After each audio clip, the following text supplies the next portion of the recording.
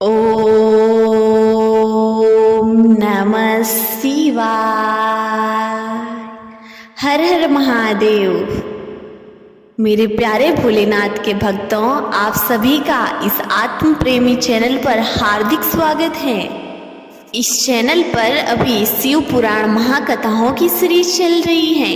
पिछले वीडियो में आपने महाशिव पुराण के अध्याय 1 से 4 तक का श्रवण किया था, जिसके अंतर्गत आपने सुना कि एक चंचुला नामक स्त्री किस प्रकार अपने पति के आचरण से प्रभावित होकर अपने पत्नी धर्म से विमुख हो गई और व्यभिचारिणी हो गई और अपने पति की मृत्यु हो जाने पर अपने धर्म से घिरकर परपुरुषों के साथ रहने लगी।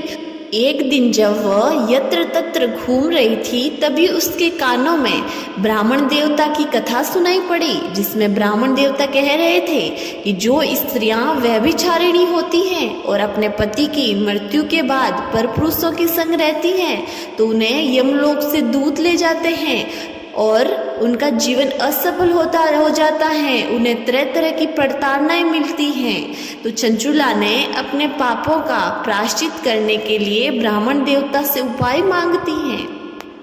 तो ब्राह्मण देवता उससे शिव पुराण की कथाएं सुनाते हैं और उसका जीवन सफल हो जाता है और उनके सारे पाप धुल जाते हैं। और जब वह अपना शरीर त्याग करती हैं, तो शिवपुरी से उसे विमान लेने के लिए आते हैं और वहां पर वह भोलेनाथ और माँ पार्वती के दर्शन करती हैं और उन्हीं की सेवा में वहीं रहती हैं।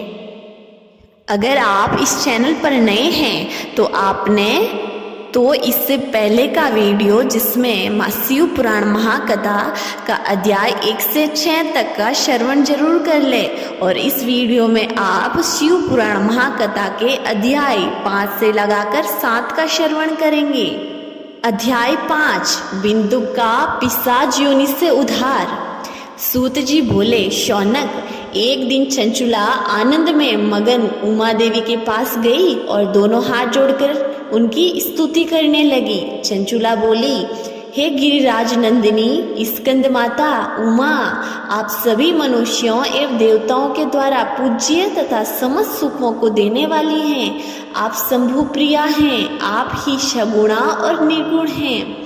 हे सच्चिदानंद स्वरूपिणी, आप ही प्रकृति की पोषक हैं। हे माता, आप ही संसार की सृष्टि, पालन और संहार करने वाली हैं। आप ही ब्रह्मा, विष्णु और महेश को उत्तम प्रतिष्ठा देने वाली परम शक्ति हैं। सूत जी कहते हैं, शौनक, सद्गति प्राप्त चंचुला इस प्रकार देवी की स्तुति कर शांत हो गई। उनकी आंखों में प्रेम के आंसू उमड़ आए। तब शंकर प्रिया भक्त वत्सला उमा देवी ने बड़े प्रेम से चंचुला को चुप कराते हुए कहा, सखी चंचुला, मैं तुम्हारी स्तुति से प्रसन्न हूँ, बोलो क्या मांगती हो। चंचुला बोली, हे गिरिराज कुमारी, मेरे पति बिंदुक इस समय कहाँ हैं? उनकी कैसी गति हुई है, मुझे बताइए और कुछ ऐसा उपाय कीजिए ताकि हम फिर से मिल सकें। हे माँ देवी, मेरे पति एक शूद्र जाति वैश्या के प्रति आसक्त थे और पाप में ही डूबे रहते थे। गिरिजा बोली, बेटी, तुम्हारा पति बिंदुक बड़ा पापी है, उसका अंत बड़ा भयानक हुआ है। वैश्या के उपयोग करने के कारण वह मूर्ख नरक में अनेक वर्षों तक अनेक प्रकार के दुख भोग कर अब शेष पाप को भोगने के लिए विंध्य पर्वत पर पिशाच योनि में रह रहा है। वह दुष्ट वहीं वायु पीकर रहता है और सब प्रकार के कष्ट सहता है। सूत जी कहते हैं, शौनक, गौरी देवी की यह बात सुनकर चंचुला अत्यंत दुखी हो गई। फिर मन में किसी तरह स्थिर करती हुई दुखी हृदय से माँ गौरी से उनसे एक बार फिर पूछा, हे माँ देवी, मुझ पर कृपा कीजिए और मेरे पापी पति का अब उद्धार कर दीजिए। कृपा करके मुझे वह उपाय बताइए जिससे मेरे पति को उत्तम गति प्राप्त हो सके। गौरी देवी ने कहा, यदि तुम्हारा पति बिंदुक शिव पुराण की पुण्यमयी उत्तम कथा सुने तो वह इस दुर्गति को पार करके उत्तम गति का भागी हो सकता है। अमृत के समान मधुर गौरी देवी का ये वचन सुनकर चंचुला ने दोनों हाथ जोड़कर मस्तक झुकाकर उन्हें बारंबार प्रणाम किया तथा प्रार्थना की कि मेरे पति को शिव पुराण सुनाने की व्यवस्था कीजिए। ब्राह्मण पत्नी चंचुला के बार बार प्रार्थना करने पर शिवप्रिया गौरी देवी ने भगवान शिव की महिमा का गान करने वाले गंधर्व राज तुम्बुरो को बुलाकर कहा, तुम्बुरो, तुम्हारी भगवान शिव में प्रीति है। तुम मेरे मन की सभी बातें जानकर मेरे कार्यों को सिद्ध करते हो। तुम मेरी इस सखी के साथ विंध्य पर जाओ। वहाँ एक महाघोर और भयंकर पिशाच रहता है। पूर्व जन्म में वह पिशाच बिंदुक नामक ब्राह्मण मेरी इस सखी चंचुला का पति था। वो वैश्यगामी हो गया। उसने स्नान संध्या आदि नित्य क्रम छोड़ दिए। क्रोध के कारण उसकी बुद्धि भ्रष्ट हो गई। दुर्जनों से उसकी मित्रता तथा सर्जनों से द्वेष बढ़ गया था। वह अस्त्र शस्त्र से हिंसा करता, लोगों को सताता और उनके घरों में आग लगा देता था। चंडालों से दोस्ती करता, वह रोज वैश्या के पास जाता। पत्नी को त्याग कर दुष्ट लोगों से दोस्ती कर ली, उन्हीं के संपर्क में रहता था। वह मृत्यु तक दुराचार में फंसा रहा। मृत्यु के बाद उससे पापियों का भोग स्थान यमपुर ले जाया गया। वहां घोर नरकों में सहकर उस स्थान पर वह विंध्य पर्वत पर पिशाच बनकर रह रहा है और पापों का फल भोग रहा है। तुम उसके सामने परम पुण्यमयी पापों का नाश करने वाली शिव पुराण दिव्य कथा का प्रवचन करो। इस कथा को सुनने से उसका हृदय सभी पापों से मुक्त होकर शुद्ध हो जाएगा और वह प्रेत योनि में मुक्त हो जाएगा। दुर्गति से मुक्त होने पर उस बिंदुक नामक पिशाच को विमान पर बिठाकर तुम भगवान शिव के पास ले आना। सूत जी कहते हैं, सौनक, माँ उमा का आदेश पाकर गंधर्वराज तुम्बुरो प्रसन्नतापूर्वक अपने भाग्य की सराहना करते हुए चंचुला के साथ लेकर विमान से पिशाच के निवास स्थान विंध्य पर्वत गया। वहां पहुंचकर उसने उस विकराल आकृति वाले पिशाच को देखा। उसका शरीर विशाल था, उसकी ठोड़ी बड़ी थी। वह कभी हंसता, कभी रोता तो कभी उछलता था।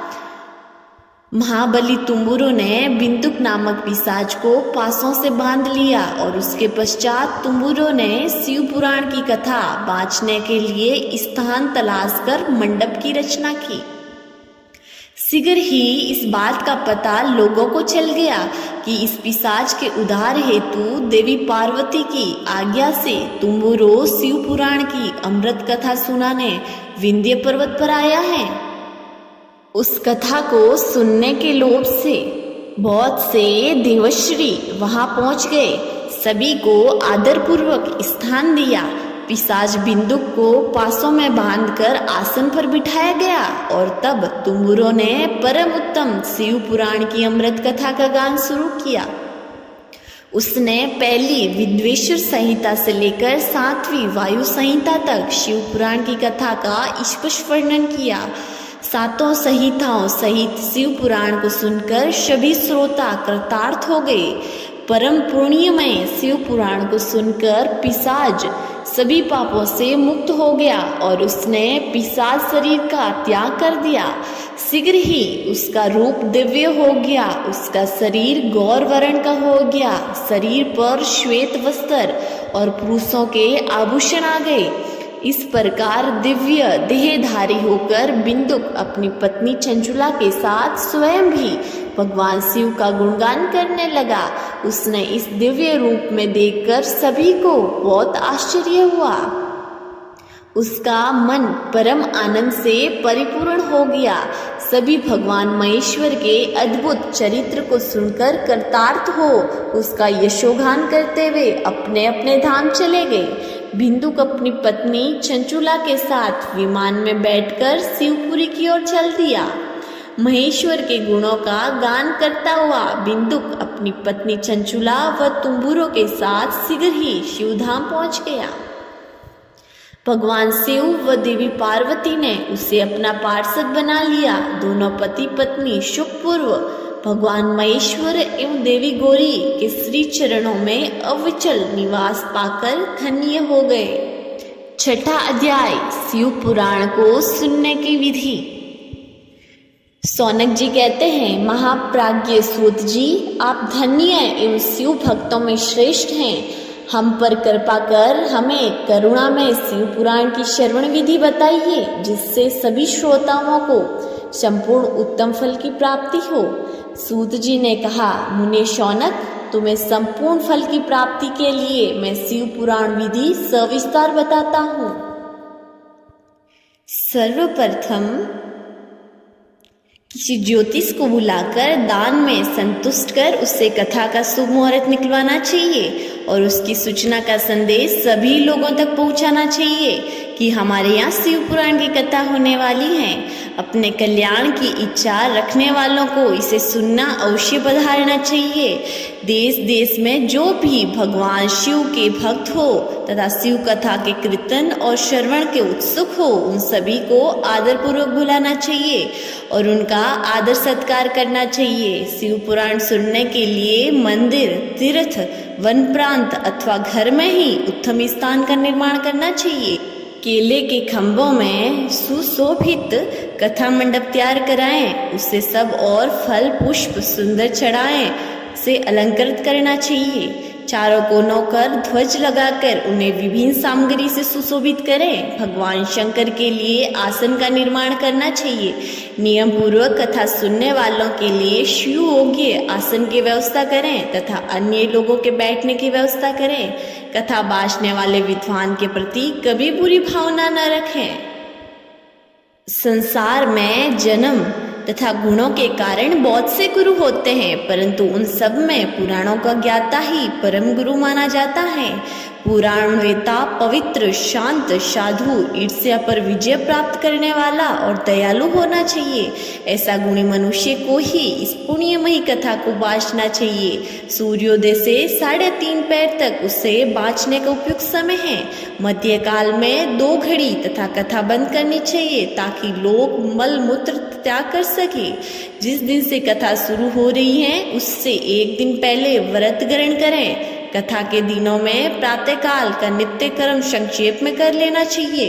वक्ता के पास उसकी सहायता हेतु एक विद्वान व्यक्ति को बैठना चाहिए, जो कि सब प्रकार के संशयों को दूर कर लोगों को समझाने में कुशल हो। कथा में आने वाले विघ्नों को दूर करने के लिए सर्वप्रथम गणेश जी का पूजन करना चाहिए। भगवान शिव व शिव पुराण की भक्ति भाव से पूजा करें। तत्पश्चात श्रोता तन मन से शुद्ध होकर आदर पूर्वक शिव पुराण की कथा सुने।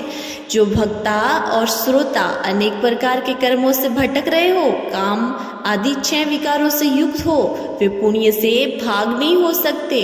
जो मनुष्य अपनी चिंताओं को भूलकर कथा में मन लगाते हैं, उन शुद्ध बुद्धि मनुष्यों को उत्तम फल की प्राप्ति होती है। अध्याय 7, श्रोताओं द्वारा पालन किए जाने वाले नियम। सूत जी बोले, शौनक, शिव पुराण सुनने का वर्थ लेने वाले पुरुषों के लिए जो नियम हैं उन्हें भक्ति पूर्वक सुनो। शिव पुराण की पुण्यमयी कथा नियम पूर्वक सुनने के लिए बिना किसी विद्या बाधा के उत्तम फल की प्राप्ति होती है। दीक्षा रहित मनुष्य को कथा सुनने का अधिकार नहीं है, अतः पहले वक्ता से दीक्षा ग्रहण करनी चाहिए। नियम पूर्ण कथा सुनने वाले मनुष्य को ब्रह्मचर्य का अचित्र पालन करना चाहिए। उससे भूमि पर सोना चाहिए, पतल में खाना चाहिए तथा कथा समाप्त होने पर अन्न ग्रहण करना चाहिए।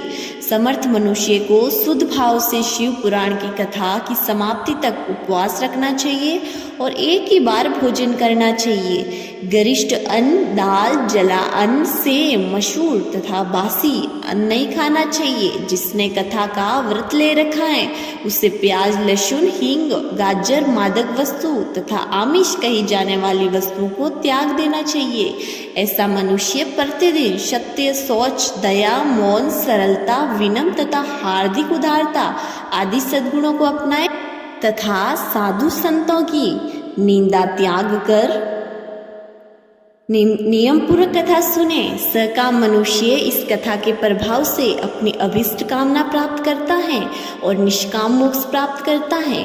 सभी स्त्री पुरुषों को विधि विधान से शिव पुराण की उत्तम कथा को सुनना चाहिए।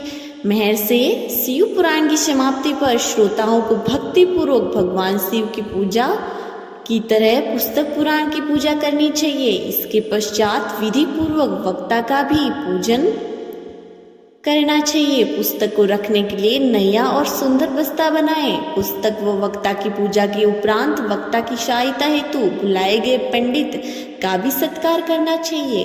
कथा में पधारे गए अन्य ब्राह्मणों को अन्न धान का दान दें। गीत वाद्य और नृत्य से उत्सव को महान बनाए। विरक्त मनुष्य को कथा समाप्ति पर गीता पाठ करना चाहिए तथा ग्रस्त को श्रवण कर्म की शांति हेतु होम करना चाहिए। होम रुद्र संहिता के श्लोकों द्वारा अथवा गायत्री मंत्र के द्वारा करें। यदि हवन करने में असमर्थ हो तो भक्तिपूर्ण शिव शस्त्र नाम का पाठ करें। कथा श्रवण संबंधी व्रत की पूर्णता के लिए शहद से बनी खीर का भोजन 11 ब्राह्मणों को कराकर उन्हें दक्षिणा दें। समर्थ मनुष्य 3 तोले सोने का एक सुंदर सिंहासन बनाए और उसके ऊपर लिखी अथवा लिखाई हुई शिव पुराण की लिखी पोथी विधि पूर्ण स्थापित करें तथा पूजा करके दक्षिणा चढ़ाएं। फिर आचार्य का वस्त्र आभूषण एवं गंध की पूजा करके दक्षिणा सहित वो पुस्तक उन्हें भेंट कर दें। शौनक इस पुराण के दान के प्रभाव से भगवान शिव का अनुग्रह पाकर मनुष्य भवबंधन से मुक्त हो जाता है। शिव पुराण को विधि पूर्वक संपन्न करने का ये संपूर्ण फल देता है तथा भोग और मोक्ष प्रदान करता है। मुने शिव पुराण का सारा महात्म्य जो संपूर्ण फल देने वाला है मैंने तुम्हें सुना दिया है। अब आप और क्या सुनना चाहते हो? श्रीमान शिव पुराण सभी पुराणों के माथे का तिलक हैं। जो मनुष्य सदा भगवान शिव का ध्यान करते हैं, जिनकी वाणी शिव के गुणों की स्तुति करती है और जिनके दोनों कान उनकी कथा सुनते हैं, उनका जीवन सफल हो जाता है। वे संसार सागर से पार हो जाते हैं। ऐसे लोग इहलोक और परलोक में सदा सुखी रहते हैं। भगवान शिव के सच्चिदानंद में स्वरूप का स्पर्श पाकर ही समस्त प्रकार के कष्टों का निवारण हो जाता है। उनकी महिमा जगत के बाहर और भीतर दोनों जगह विद्यमान है। उन अनंत आनंद रूप परम शिव की मैं शरण लेता हूँ। मेरे प्यारे भोलेनाथ के भक्तों, ये थे शिव महापुराण के अध्याय 5, 6 और 7। अगले अध्याय आपको अगली वीडियो में मिलेंगे। मुझे पूरी उम्मीद है आपको ये वीडियोस बहुत पसंद आई हैं। आप इस चैनल पर नए हैं तो सब्सक्राइब जरूर कीजिएगा और हाँ, कमेंट में हर हर महादेव लिखना मत भूलिएगा। भोलेनाथ सबके साथ हैं। मिलते हैं अगली वीडियो में, तब तक के लिए जय भोलेनाथ।